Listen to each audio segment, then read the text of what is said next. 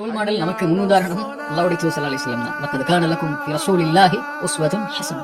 அல்லாஹ்வுடைய தூதரிடத்தில் ஃபீ ரசூலில்லாஹி, அல்லாஹ்வுடைய தூதரிடத்தில் உங்களுக்கு அழகிய மாதிரி இருக்கு. எல்லாம் அவங்க மேல கீழே ஆடை, அவங்களுடைய முகம், அவங்களுடைய தோற்றம், அவங்களுடைய உணவு, அவங்களுடைய பழக்க வழக்கம், அவங்களுடைய வாழ்வு முறை எல்லாம் உங்களுக்கு உஸ்வத்துன் ஹஸனா.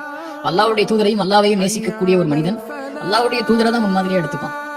நீங்க சோசியல் மீடியா இன்ஃபுளுசர்ஸ் அல்லது ஆக்டர்ஸ் அல்லது நீங்க சொல்லக்கூடியவங்க எல்லாம் அதெல்லாம் போலியான பிம்பம் இல்லையா? அவங்க வாழ்வு முறை வேற, அவங்க உங்களுக்கு முன்னாடி காட்டுறது வேற, அவங்க வெளியே இருக்கிறது வேற, உள்ள இருக்கிறது வேற. ஆனா வெளியையும் உள்ளேயும் இந்த உலகத்துல இருக்கக்கூடிய ஒட்டுமொத்த சமூகத்தையும் ரசூலுல்லாஹி ஸல்லல்லாஹு அலைஹி வஸல்லம் வரலாறு நீங்க படிக்கும் போது தெரியும். அவங்க இந்த உலகத்துடைய நபித்துவத்திலிருந்து அவங்க மரணமாகிற வரைக்கும் எத்தனை வயது இருந்தாங்க?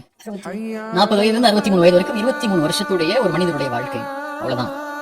எனக்கு 30 வயது இருக்கும், உங்களுக்கு எத்தனை வயதுன்னு தெரியல. 23 மனிதருடைய ஒரு வாழ்க்கை.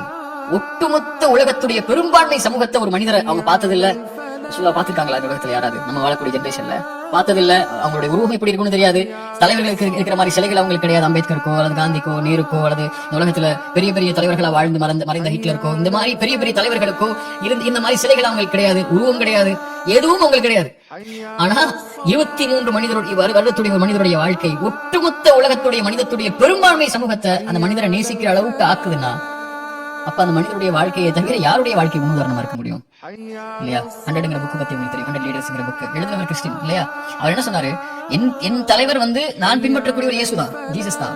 ஆனா ஜீசஸை நான் எல்லா இடத்துலயும் ஃபிட் பண்ணி பார்க்க முடியாது. ஒரு குடும்பத்திலேயோ, நான் ஒரு தொழிலையோ, நான் வேற துறைகளையோ ஃபிட் பண்ண, ஒரு போர்க்களத்திலேயோ நான் ஜீசஸை ஃபிட் பண்ணி பார்க்க முடியாது. அவர் அந்த இடத்துல வைக்க முடியல என்னால. ஆனா நான் அந்த ரிலீஜனுக்கு ஆப்போசிட்டான ஒரு இடத்துல தான் வர்றேன். ஆனா எனக்கு இவரை விட்டுட்டு போக முடியல. ஏன்னா குடும்பத்திலையும் சரி, நட்புலையும் சரி, தொழிலையும் சரி, போர்லையும் சரி, குழந்தைகளை வளர்க்கறதையும் சரி, தந்தையுடைய ஸ்தானத்திலையும் சரி, நண்பருடைய ஸ்தானத்திலையும் சரி, அல்லது ஒரு உதவிங்கிற ஸ்தானத்திலையும் சரி, மற்ற சமூகத்தோட வாழக்கூடிய ஸ்தானத்திலையும் சரி, போர்க்களங்களையும் சரி, நாடுகள் நிர்வகிக்கக்கூடிய திறன்லையும் சரி, பொருளாதாரத்தை நிர்வகிக்கக்கூடிய திறன்லையும் சரி, இவரை விட்டுட்டு நான் வேற யாரை கொண்டு வைக்க முடியும்னு சொல்லி முதலிடம் கொடுத்தாரு.